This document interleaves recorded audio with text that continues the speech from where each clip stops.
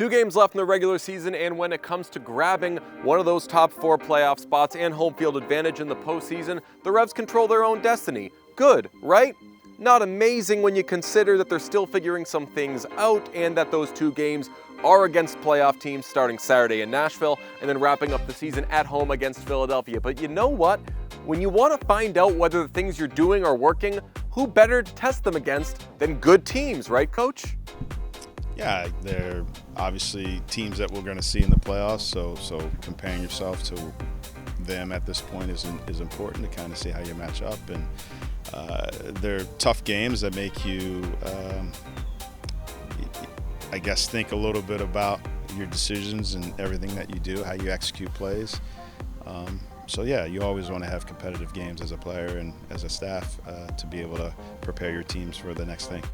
Nashville is winless in their last 4 games. They entered the week in 7th, can't finish any higher than 6th, so for them, this game's probably more about playing well than it is desperately needing points. Meanwhile, Revs entered the week in 5th. They look up at Columbus and Philadelphia, chasing them in the standings. They won all 3 points. It's huge, man. It's huge. That's what you're chasing every weekend.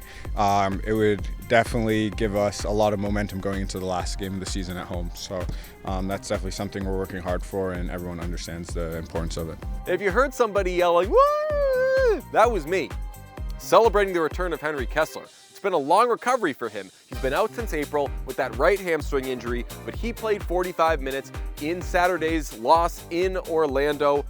Everyone's happy he's back. No one happier than Hank. It feels so good. It's been a long 5.5 months. It's been tough mentally, tough physically. It's the first long-term injury that I've had, so I'm really glad to be back. You know, I think he leads by example. He's a positive guy around the locker room, and you know, I think the team is always better when he's on the field.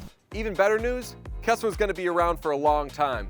The 25-year-old tall person has agreed to an extension to stay with the Revs, the very organization that drafted him 6th overall back in 2020.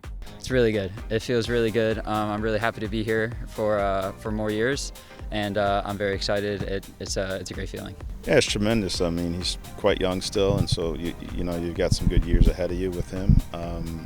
You can build the foundation of the defense around a guy like that, and so I think it was a critical signing for the club. It's a cause for celebration, but only for a minute. Kessler and co have work to do. They want to finish top 4. They want that home field advantage in the playoffs, and they're ready to get to work.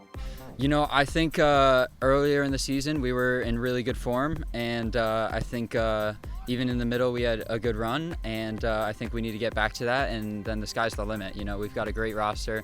Obviously we have some injuries which hurts us, some guys on international duty this week, you know, but I think that also shows our quality that this group has, and so I think we've got a lot of potential. Yeah, 100%.